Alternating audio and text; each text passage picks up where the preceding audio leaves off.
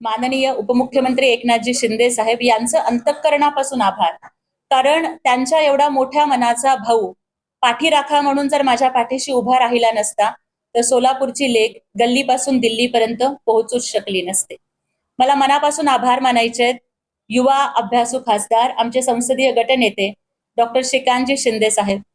केवळ संसदीय गटनेते म्हणून नव्हे तर आपल्या परिवारातली एक बहीण म्हणून दिल्लीतल्या माझ्या पहिल्याच अधिवेशनात त्यांनी मला कायम प्रेरणा दिली, मार्गदर्शन दिलं आणि त्यामुळेच आज पहिल्या अधिवेशनातली जी काही कामगिरी मी करू शकले ते आमचे संसदीय गटनेते खासदार डॉक्टर श्रीकांतजी शिंदे साहेब यांच्या समर्थ अशा पाठबळामुळे करू शकले.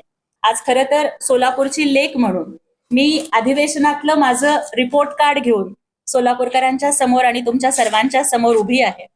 मी पहिल्याच अधिवेशनात पास झाले का नापास झाले हे तुम्ही सगळ्यांनी आणि सोलापूरकरांनी ठरवायचं. परंतु कुठलाही राजकारणाचा वारसा नसलेली आणि ज्या मुलीनं कधी महापालिकेचं सुद्धा सभागृह बघितलं नव्हतं ती देशाच्या वरिष्ठ सभागृहात पोहोचल्यानंतर कुठल्याही पीएची मदत न घेता प्रत्येक प्रश्न स्वतः तयार केला. प्रत्येक भाषण हे आधीच प्राध्यापिका असल्यामुळे आणि वक्तृत्व स्पर्धेमध्ये भाग घ्यायची सवय असल्यामुळे नोट्स काढले आणि त्यामुळं मी आज सोलापूरची लेक म्हणून तुम्हाला सांगू इच्छिते की पहिल्याच अधिवेशनात मला एकूण 6 विधेयकांच्या वरती बोलायची संधी मिळाली आणि माझे एकूण 34 प्रश्न पहिल्या अधिवेशनामध्ये लागलेले आहेत.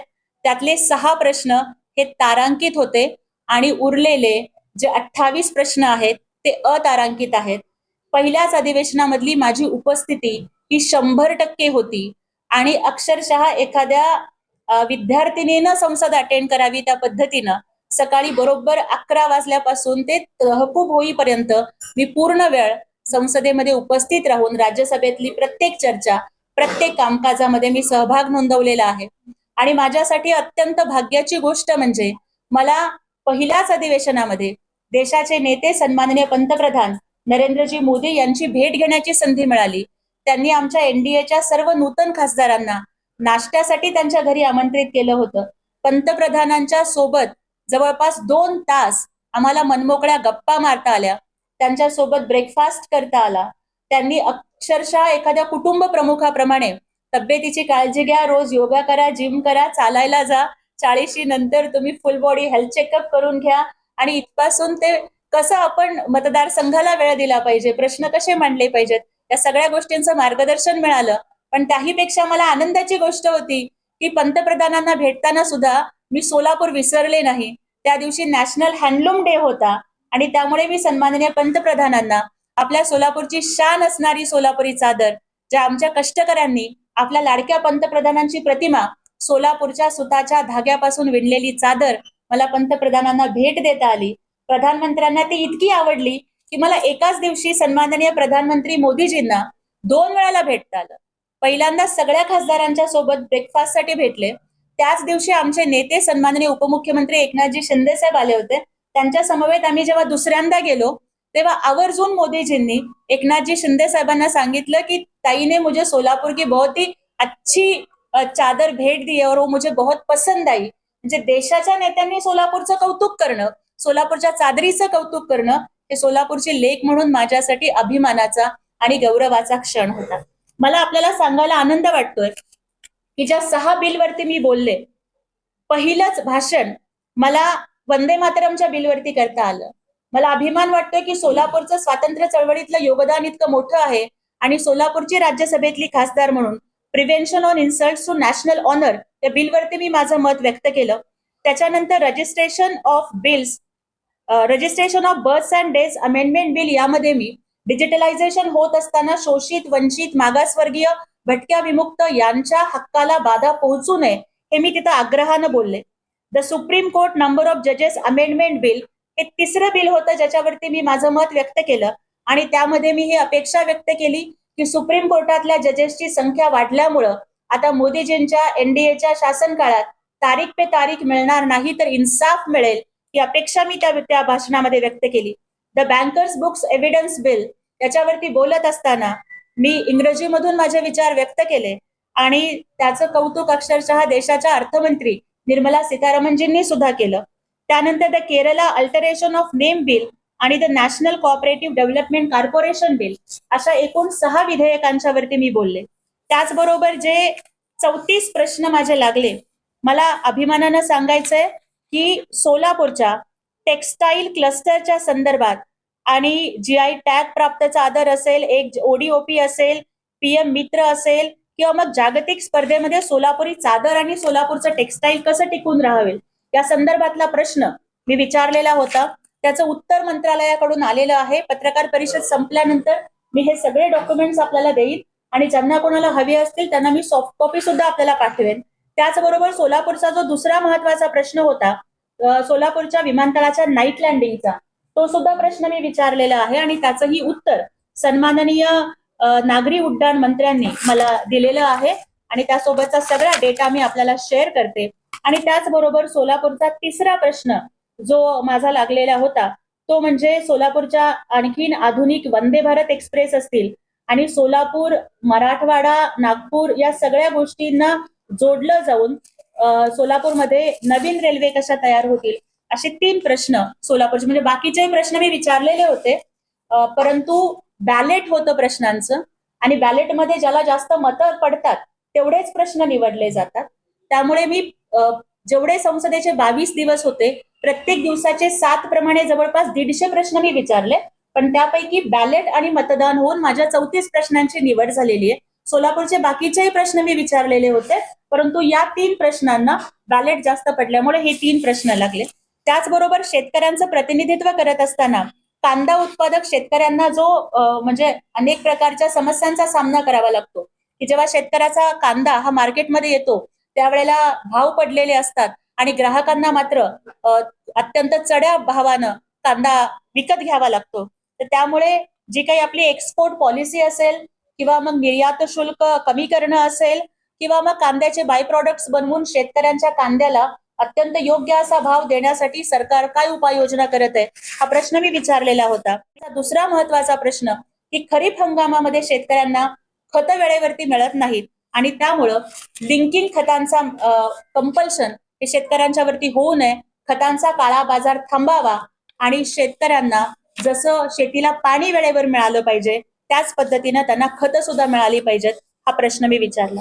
महिलांच्या संदर्भात एक महिला खासदार म्हणून प्रतिनिधित्व करत असताना तारांकित प्रश्न मी विचारलेला होता की मध्ये जी प्रणित मोरे आणि 370 रुपये बिर्याणीची कॉन्ट्रोवर्सी झालेली होती, की कुणीतरी आपल्या गर्लफ्रेंडला जर 370 रुपयाची बिर्याणी दिली तरी सुद्धा मग तिचा उपभोग घेता येईल, या पद्धतीचं महिलांचं ऑब्जेक्टिफिकेशन जे सोशल मीडियावरती आणि स्टँडअप कॉमेडी मधून जे होतं ते थांबवण्यासाठी सरकार या सगळ्या स्टँडअप कॉमेडीला सेन्सॉरच्या बंधनामध्ये आणणार आहे का, आणि सोशल मीडिया आणि इंटरनेटवरती महिलांची बदनामी थांबवण्यासाठी सरकार काय पावलं उचलत आहे, हा तारांकित प्रश्न मी विचारलेला होता. त्याचबरोबर मिशन शक्तीच्या अंतर्गत ज्या काही शाळा आहेत किंवा इतर ठिकाणं आहेत जिथं महिला जातात तिथं सॅनिटरी नॅपकिन वेंडिंग मशीन हे कंपल्सरी असावेत, ज्यामुळं मुलींचा शाळेमधल्या गळतीचा दर कमी होईल, हा प्रश्न मी विचारलेला होता. त्याचबरोबर सखी वन स्टॉप सेंटर आणि त्याचबरोबर ज्या बेघर महिला आहेत, ज्या संकटग्रस्त महिला आहेत आणि ज्या पीडित महिला आहेत त्यांच्या मासिक धर्माच्या वेळेला त्यांच्या प्रजनन स्वास्थ्य आणि त्यांच्या मानसिक स्वास्थ्याच्या संदर्भात सरकार हे काय काय पावलं उचलत आहे, तो प्रश्न विचारलेला होता. त्याचबरोबर मी ज्या महिला गर्भवती महिला असतात त्यांना जो अॅनिमिया किंवा HB ची कमतरता असते त्या संदर्भामध्ये आणि मातृस्वास्थ्य सदृढीकरण म्हणजे मातेचं स्वास्थ्य हे चांगलं राहावं जेणेकरून पिढी सदृढ घडता येईल, हा प्रश्न मी सरकारला विचारलेला होता. आणखीन एक महत्वाचा प्रश्न महाराष्ट्राची लेक म्हणून आणि छत्रपती शिवरायांच्या विचारांवरती निष्ठा ठेवणारी, एक त्यांच्या विचारांवरती चालणारी मावळा म्हणून मला विचारण्याचं भाग्य लाभलं, की ते म्हणजे मराठा मिलिटरी लँडस्केप. महाराष्ट्र आणि तामिळनाडू मधील छत्रपती शिवाजी महाराजांच्या ज्या 12 ऐतिहासिक किल्ल्यांचा समावेश युनेस्कोच्या यादीमध्ये झालेला होता, त्या वैश्विक धरोहर स्थलांचा विकास सरकार कसा करणार आहे आणि त्याचबरोबर भारतीय पुरातत्व सर्वेक्षण खात्यामधून या सगळ्या किल्ल्यांचा जीर्णोद्धार व्हावा यासाठी मी छत्रपती शिवाजी महाराजांचे जी किल्ले आहेत, जे आपल्या महाराष्ट्राची शान आहे, त्याला केवळ राष्ट्रीय पातळीवर नव्हे तर आंतरराष्ट्रीय पातळीपर्यंत त्याची ओळख ही मिळवण्यासाठी सरकारने प्रयत्न करावेत हे विचारलेलं होतं. त्याचबरोबर मी आरोग्य असेल, ग्रामीण असेल, ऊर्जा असतील, कामगार असतील, मग कामगारांच्या मध्ये सुद्धा मी सफाई कामगारांचा प्रश्न विचारलाय, मी कचरा वेचणाऱ्या कामगारांचा प्रश्न विचारलेला आहे. त्याचबरोबर मी प्रधानमंत्री जन आवास योजनेच्या माध्यमातून प्रत्येक गरीबाला घर मिळालं पाहिजे. मी त्याचबरोबर ऊर्जा क्षेत्रामध्ये प्रश्न विचारलेले आहेत, उद्योग क्षेत्रांच्या मधले मी प्रश्न विचारलेले आहेत. तर हे सगळ्या प्रश्नांची जे काही आहे पीडीएफ मी आपल्याला सगळ्यांना देते, त्याचं डिटेल उत्तर सुद्धा आपल्याला मिळेल.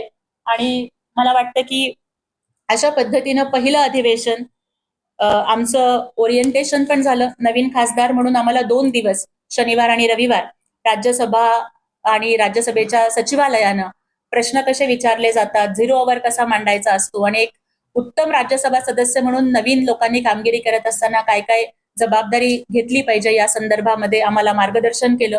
समितीवरती निवड झाल्याच आमची पहिली मीटिंग ही कलकत्ता येथे झाली आणि तिथे केंद्रीय महिला बालविकास कॅबिनेट मंत्री माननीय अन्नपूर्णा देवी आणि राज्यमंत्री सन्माननीय सावित्री ठाकूर यांच्या उपस्थितीमध्ये देशभरामधल्या ज्या 2 महत्वाच्या योजना महिला सशक्तीकरणाच्या, एक म्हणजे वन स्टॉप सेंटर आणि दुसरी म्हणजे प्रधानमंत्री मातृवंदन योजना, त्या योजनांचा आम्ही आढावा घेतला. त्यामध्ये वन स्टॉप सेंटरमध्ये पोलिसांची अवेलेबिलिटी असेल, वैद्यकीय सेवेची अवेलेबिलिटी असेल किंवा एखादी अत्याचार पीडित महिला किंवा मुलगी आल्यानंतर तिला अनेक तास वाट बघणं किंवा अनेक वेळेला तिला पुन्हा पुन्हा तास प्रश्नांची उत्तरं द्यावी लागू नये अशा पद्धतीचा एक यंत्रणा विकसित करण्याची आम्ही विनंती केली. आणि प्रधानमंत्री मातृवंदन योजनेमध्ये आता जे 5,000 रुपये दिले जातात ते महागाईच्या मानाने खूप कमी आहेत आणि त्याच्यामध्ये वाढ केली जावी अशी ही मागणी आम्ही आदरणीय कॅबिनेट मंत्र्यांच्याकडे केलेली आहे. आणि आता येणाऱ्या 27 तारखेला पर्सनल पब्लिक ग्रीव्हान्सेस लॉ आणि जस्टिस या कमिटीची माझी मीटिंग दिल्लीला होणार आहे. आणि सोलापूरची एक अत्यंत सर्वसामान्य परिस्थितीमधून शिक्षण पूर्ण करून, कधी पत्रकारितेतून, कधी सूत्रसंचालनातून, कधी निवेदनातून, कधी वक्तृत्वातून, कधी सामाजिक चळवळीमधून डॉक्टर बाबासाहेब आंबेडकरांच्या, छत्रपती शिवरायांच्या विचारांवरती निष्ठा ठेवून काम करणारी माझ्यासारखी एक सर्वसामान्य महिला माननीय एकनाथजी शिंदे साहेबांच्या पाठबळामुळे आज राज्यसभेपर्यंत पोहोचली. प्रामाणिकपणानं काम केलंय, प्रामाणिकपणानं संसदेच्या अधिवेशनामध्ये स्वतःचं योगदान दिलंय आणि माझी मातृभूमी म्हणून ज्या मातीत मी जन्माला आले, ज्या सोलापूरच्या नागरिकांचं ऋण माझ्यावरती आहे, त्यांच्या समोर मी माझं हे रिपोर्ट कार्ड सादर करत आहे. धन्यवाद.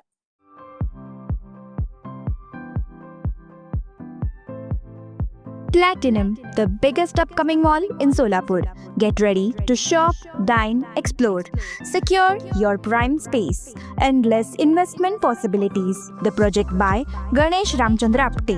Contact with our investment team 9922628628 and 9607628628. Platinum Mall, Vishnu Mill Compound, Solapur.